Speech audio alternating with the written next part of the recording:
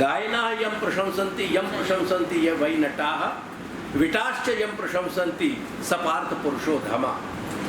भगवान કહે છે કે હે પાર્થ, જે ગાયકોની સંગ સાથ રહે છે એવા લોકો, જે નટ એટલે આ કલાકારોની સાથે રહેતા હોય છે, અને જે રાજ દરબારના ચાટુકાર લોકો સાથે રહેતા હોય, જેમ આ બધા પોલિટિક્સમાં રહેલું બધું સેક્રેટરીએટ, સચિવાલય આજનું, એ કહે છે કે સપાર્થ પુરુષો ધામા, આ બધા અધમકોટીના પુરુષો હોય છે.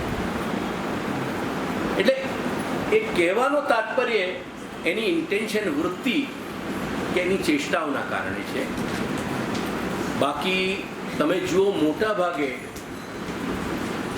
આજ સુધી તમે સ્વીકારતા નથી. હું નિરંતર કહેતો આવ્યો છું, શ્રી દયારામભાઈનો જેટલો ઉપકાર આપણા ઉપર છે ને, એ ઋણ કોઈનું નથી. કેમ કે એ શૂરવીરે શ્રી મહાપ્રભુના પ્રત્યેક અક્ષરનો લગભગ અનુવાદ કરી આપ્યો છે. એક માત્ર ભાષ્ય કે સુબોધની જેવા લીલા, જે દાર્શનિક ગ્રંથ કે જે લીલાના ગ્રંથો છે તે સિવાય. એટલે શ્રી દયારામભાઈનું મોટા ભાગેનું ભાગ જે સાહિત્ય છે એ પદ દોડ વગેરેમાં છે. એટલે ગાયનનું મિનિંગ એવું છે કે જે સ્વર, લય, તાલ વગેરે અને શબ્દોના છંદ વગેરેના ગુંફનથી જે શાસ્ત્રોની વાતને જનસાધારણ સુધી પહોંચાડે. તેથી જ આપણા ત્યાંના મોટા ભાગના જે પ્રાચીન ગ્રંથો છે એ શ્લોકબદ્ધ છે. કેમ કે શ્લોક બહુ સહજતાથી કંઠ થઈ જાય, સ્મરણમાં આવે. જ્યારે જે પ્રોઝ છે, જે ગદ્ય છે, એ પ્રોઝ જે છે એ એનું સ્મરણ એટલું જલ્દી શીઘ્રતાથી થઈ શકતું નથી. એ પણ એમાં કારણ રહ્યું છે. તો આ ગાયક મીન્સ ટૂંકમાં ભગવત કથાના વક્તા જ સમજવા જોઈએ. પણ છતાંય મેં એક સામાન્ય વિભાજન કરીને એમનું ધ્યાન દોરવ્યું છે તમારા બધાનું, કે બીજી કારિકાથી લઈ 7મી કારિકા જલભેદની પર્યંત ગાયન કે કીર્તન કરનારાઓની બાબતમાં આવતા સંદેહો દૂર કર્યા છે. શ્રોતાઓની દૃષ્ટિથી ગાયક કે કીર્તનકારની શૈલીમાં વાણીની પ્રધાનતા તેમજ અર્થ કે તાત્પર્યની ગૌણતા હોય છે. કેમ કે એમને શબ્દોનું સીમિત અવકાશ મળે છે. તેથી ક્યારેક જે બૃહદ, જે 25 શબ્દોમાં કે જે 50 શબ્દોમાં જે અર્થ કહેવું હોય એ એમને 5 શબ્દોમાં સીમિત કરી લેવું પડે છે. તેથી આવા લોકોના કથન અને તેના શ્રવણ કરનારા લોકોમાં બહિરેન્દ્રિયોની પ્રધાનતા હોવાના કારણે, કારણ કે એમને પેલું સ્વર, લય, તાલના કારણે કર્ણ વગેરે વધુ પ્રભાવિત હોય છે. સ્થૂલ દેહનો આધાર સિદ્ધ થાય છે. તેથી આવા લોકોના મનોભાવના ગુણધર્મોમાં, મારી વાતને ફરી ધ્યાન આપજો, આવા લોકોના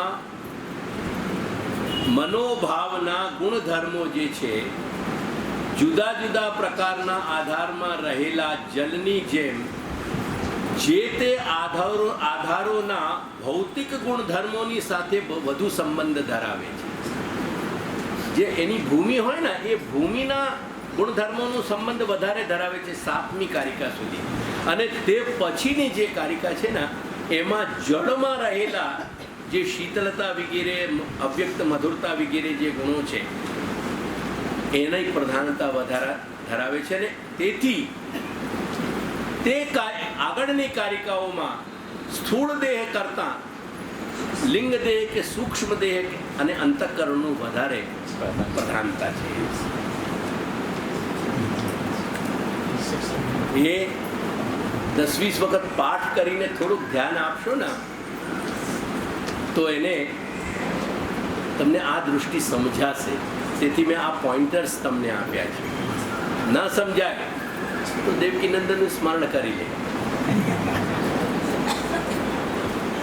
एक वो गुसाई थे, हैं अभी विराज रहे हैं वो महाशय, वो मेरे से बहुत द्वेष रखते हैं. तो वृंदावन में जाकर के उनने अपनी यात्रा में 56 भोग किए और मुझको लिख के भेजियो कि कि मैं तुम्हारी छाती पे ब्रज में या ब्रह्म ये 56 भोग कर रहे हो। वो तुम्हारे कपड़वंज के मुखिया अमृतलाल ही वो स्लिप मेरे पास लाए थे।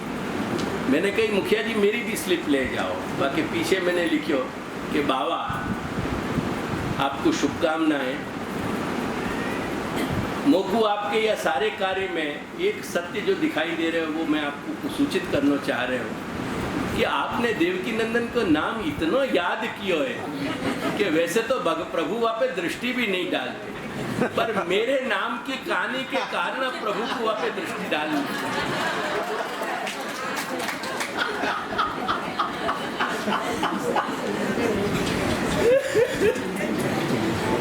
सातमी कारिकाना उत्तरार्ध थी 10.5 कारिका सुधी जेते वक्ताना लिंग देह शरीर के सूक्ष्म देह અને અંતઃકરણ કે મનની પ્રધાનતા ના આધારે તેઓના ભાવ વિશેષના ગુણધર્મો કહેવામાં આવ્યા છે.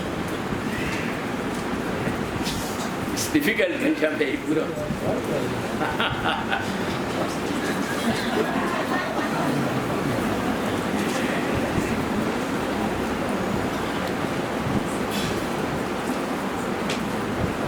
તેથી આ વિભાજનમાં આધારનું યોગદાન તો હોય જ છે. આધારને આપણે ઇનકાર નથી કરતા, જે આશય છે જ્યાં ભરાયેલું છે, પાત્રતા છે, પણ તેનાથી વધુ તે આધારે ટકી રહેલા જળના ગુણધર્મો કાર્ય કરતા હોય. बड़ी सूक्ष्म एक शिकासु पकड़ के आप पकड़ में आवे घनश्याम भाई, मैं सत्य कह रहा हूँ, ये श्लाघा की बात नहीं है, पर ये सटल पूरा एनालिसिस करना, it's all the way difficult doctor.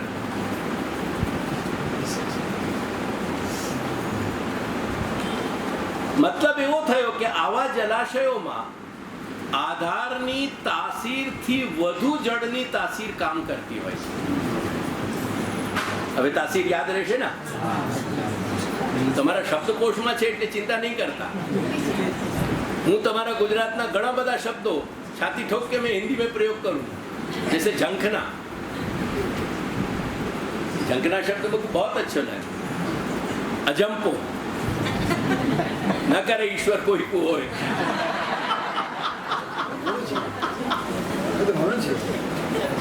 मोहब्बत में अजंपा होना चाहिए, पर बीमारी का नहीं, मोहब्बत का होना चाहिए. आई विश कि मोको तुमसे मिलने को अजंपा होता रहे और तुमको मेरे से मिलने को अजंपा होता.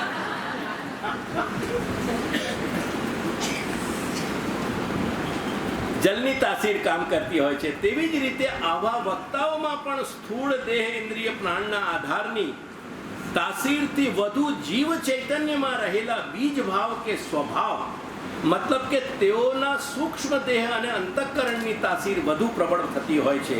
તેથી વક્તાના ચયનમાં આ પક્ષે પણ વિવેક રાખવો આવશ્યક છે. शायद सबके काम में मेरी बात नहीं आए, लेकिन अस्ति समान मम कोपि समान धर्म कालो येयम निरवधिर्चि विपुला च पृथ्वी. तो कहीं तो कोई मेरी बात को समझ सके.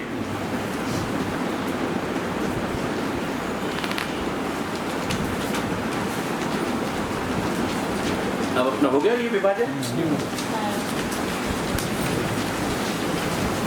अपन 10 कारिका तक आ गए ना बराबर.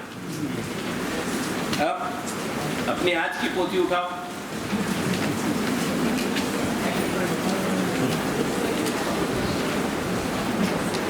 तुम्हारे लिए सवेरे सुबह 6 बजे से आसन लगा लो. आप मदद करते हैं, इसमें कोई संदेह नहीं. बल्कि वो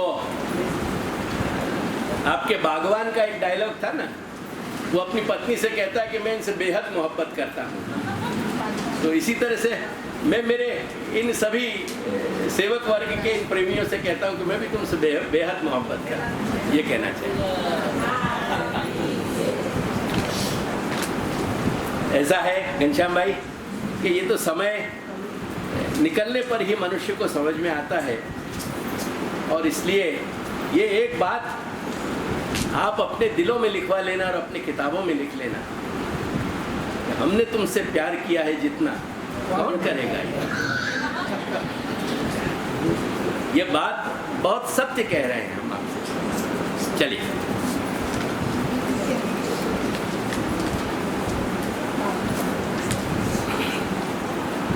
હવે આપણે સ્થાવરાભ્ય સ્વાહા ત્યાંથી લઈએ. આપણે સાધનાદિ પ્રકારેણ નવદા ભક્તિ માર્ગતઃ પ્રેમ પૂર્ત્યા સ્ફુરત ધર્મા સ્યંદમાના પ્રકીર્તિતા અહીં સુધીના અર્થને જાણી લીધું. હવે સ્થાવરાભ્ય સ્વાહાનો સ્થાવરા એનાથી શું કહેવા માંગે છે કે 12 માસ વહેતા પાણીથી ભરેલી નદી જેના ઉપર ઋતુ પરિવર્તનથી કોઈ ભેર આવતું નથી, वो 12 मासी नदी कही जाए.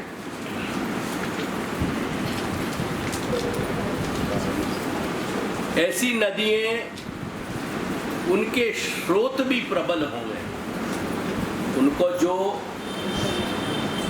प्रवाह पट है यानी उनको जो रिवर बेड है जहाँ जहाँ भूमि पे वो प्रवाहित हो रही हैं, वो प्रवाह पट के अंतर्गत स्रोत प्रबल बन जाए करके वो कितनी भी गर्मी पड़े या बरसात पड़े तो बरसात सु छलक जाए भले, लेकिन गर्मी सु कहीं सूखे नहीं है.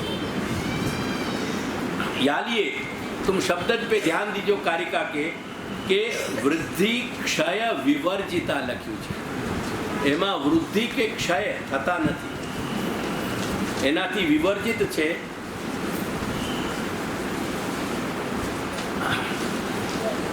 કેટલીક નદીઓ પોતાના નિકાસ કે ઉદ્ગમ સ્ત્રોત અહીંયા પર સ્ત્રોત કરી લેજો, હા, ઉદ્ગમ સ્ત્રોતના કારણે તેમજ તેના પ્રવાહને જે જાતનો ભૂપટ અથવા ભૂમિપટ કહીએ એ ભૂમિપટ એટલે કે રિવર બેડ મળતો હોય છે, તેમજ તે ભૂપટના માટીમાં રહેલા અધિક શુષ્ક રહેવાના અને એક વખત ભીનાશ મેળવી લાંબા સમય સુધી આર્દ બની રહેવા જેવા આધાર ગુણો હોય છે. આ ન લખજો, હા, અધિક શુષ્ક ન રહેવા. એ વધારે ડ્રાય નથી થઈ જતું, શુષ્ક નથી થઈ જતું. અધિક શુષ્ક ન રહેવાના અને એક વખત ભીનાશ મેળવીને પણ લાંબા સમય સુધી આર્દ્ર બની રહેવા જેવા આધાર ગુણો હોય છે.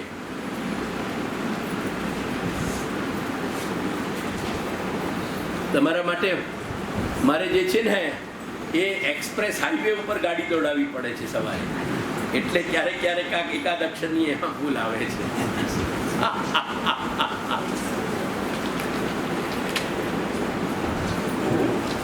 તેવી વિશાળ નદીઓ જેમાં વૃષ્ટિથી જળનો વધારો પણ થતો નથી અને ઉષ્ણ તાપમાનથી ઘટાડો પણ થતો નથી, એટલે તેમાં જળની વિપુલ માત્રા અને તેના પ્રવાહની સમરૂપતા અને નિરંતરતા બની રહે છે.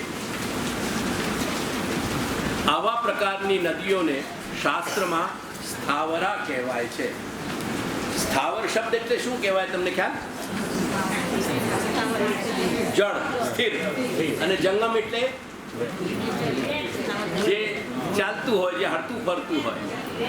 સંપત્તિમાં આવે ને સ્થાવર જંગમ. તમારે ત્યાં ગુજરાતીનો બહુ સુંદર શબ્દ છે અસ્કાયામત, એ મને બહુ પેલા હજી સુધી યાદ રહી ગયો છે. એટલે સ્થાવર જંગમ અસ્કાયામત હોય ને તમારે ત્યાં, એ સ્થાવર ઉપરથી જેનું એક રૂપ રહેતું હોય ને એ જ સ્થાવર આવે.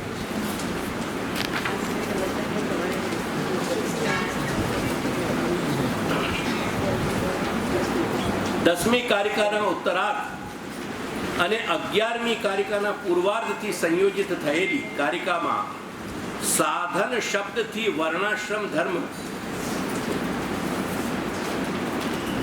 કયા છે?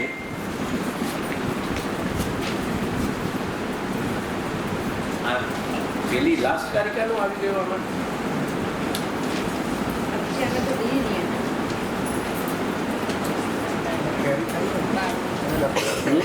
હા હા હા, બરાબર છે, બરાબર છે.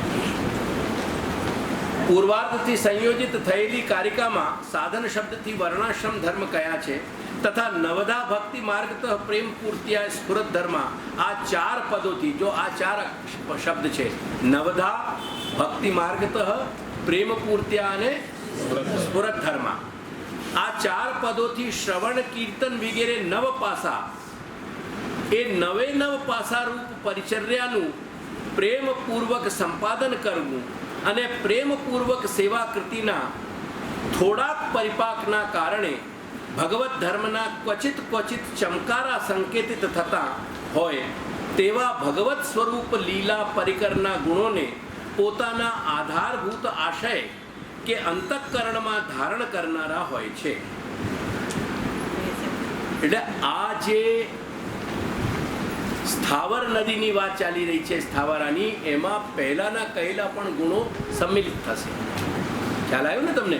એટલે મેં પહેલાના એ રિટ્રોસ્પેક્શનથી લખ્યું છે, પહેલાના એ સિંહાવલોકનથી લખ્યું છે મેં. આ પ્રમાણે વર્ણાશ્રમથી નવધા ભક્તિરૂપ ધર્મ પર્યંત જે પ્રકારના તેઓના મનોભાવ હોય છે તે ભાવો તેવી જ રીતે વર્તમાનમાં રહેતા વૃદ્ધિ કે ક્ષયને પામતા નથી. અર્થાત અંતઃકરણ રૂપ આધારમાં રહેલા ભગવત ભાવોમાં ક્યારેય વધારો કે ઘટાડો થતો નથી.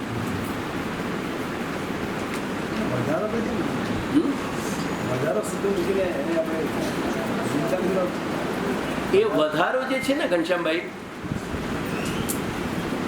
કેમ કે એને તેઓએ ભગવત સ્વરૂપની ના અપ્રાકૃતપણાને જાણી લીધું હોય છે અને એ અપ્રાકૃતપણાને જાણી લઈને એ અપ્રાકૃતથી પણ ક્યાંક ઉત્તમતા બતાવવાનું, ક્યારેક કોઈક લૌકિક પાસાઓ પણ આવે ને, પરંતુ એ લૌકિક પાસાઓથી એ ભગવાન શ્રી પ્રભુના અપ્રાકૃત ધર્મોમાં કોઈ જાતની સમજમાં કંઈક એમને એડિશન નથી કરવું પડતું, પણ ઓલરેડી એમની પાસે અપ્રાકૃત સ્વરૂપની સમજ એવી હોય છે કે જેના કારણે એ શાસ્ત્રની માં કહેલી ભગવત ચેષ્ટાઓના દરેક પાસાને સમજી શકે.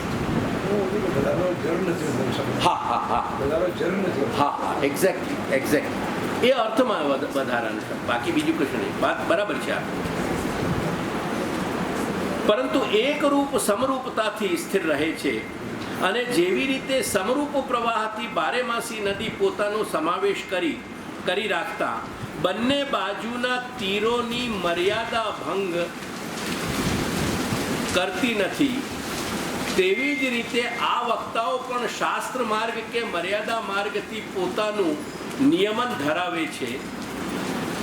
આવા ભગવત ગુણગાન કરતા કે પઠન પાઠન કરતા વક્તાઓને સ્થાવરા શબ્દથી કહેવામાં આવ્યા છે. શાસ્ત્ર માર્ગ કયો છે એટલે આપણે સમજ આવી જોઈએ કે આવા જે વક્તાઓ હોય છે એ શાસ્ત્રની મર્યાદામાં વધુ આસ્થા રાખતા હોય છે અને તેથી એમને ક્યારેક શ્રીમદ ભાગવત જેવા સમાધિ ભાષાના ગ્રંથમાં કહેલી શ્રી પ્રભુની અવિહિત ભક્તિ કે પુષ્ટિ ભક્તિ જેવી વાત એમના ખ્યાલમાં આવતી નથી.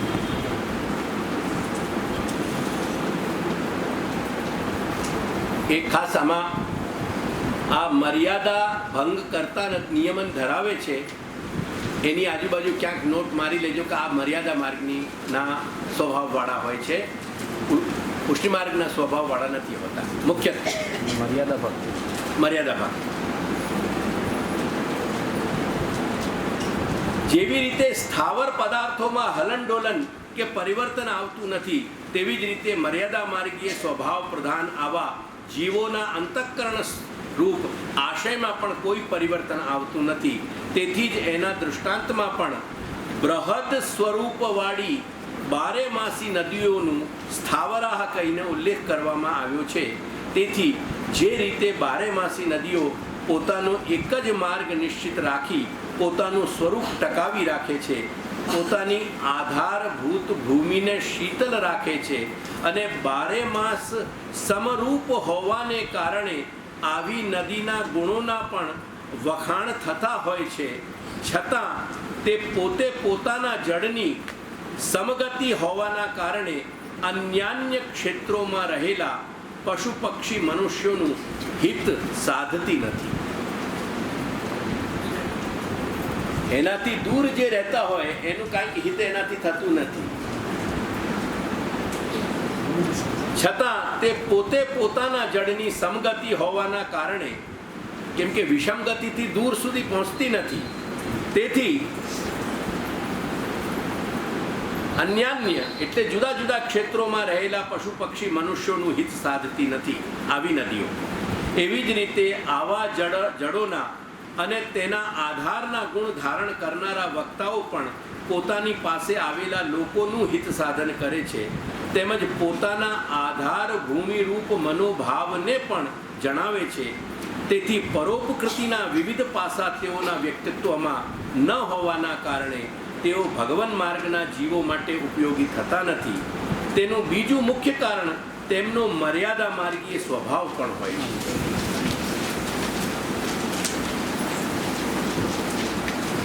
કારિકામાં મયા પદ આપીને શ્રી મહાપ્રભુ જણાવે છે, સ્થાવરાસ્તે મયા ખ્યાતા. આ મયા શબ્દ અહીંયા આવી રહ્યું છે. એમાં મયા શ્રી મહાપ્રભુ પોતાના માટે કહે છે. મયા પદ આપીને શ્રી મહાપ્રભુ જણાવે છે કે આવા સ્થાવર કોટીના વક્તાઓની મર્યાદા પ્રધાનતા હોવાના કારણે પુષ્ટિમાર્ગીય જીવો માટે તેની ઉપયોગિતા નિવડતી નથી. તેથી મહાપ્રભુ મયાપદનો ઉપયોગ કરી સમજાવે છે કે આ મારું વ્યક્તિગત પર્યાલોચન કે પર્યવેક્ષણ છે, કારણ કે અન્ય શાસ્ત્ર વેદતાઓમાં પુષ્ટિ ભક્તિની પુષ્ટિમાર્ગીય દૃષ્ટિ હોતી નથી. એટલે આ ઉત્તમ હોવા છતાં આપણા માટે કામમાં નથી આવતા. अब आगे की कारिका अनेक जन्म संसिद्धा जन्म प्रवृत्ति सर्वदा संगादि गुण दोषाभ्याम वृद्धि क्षय युता भोगी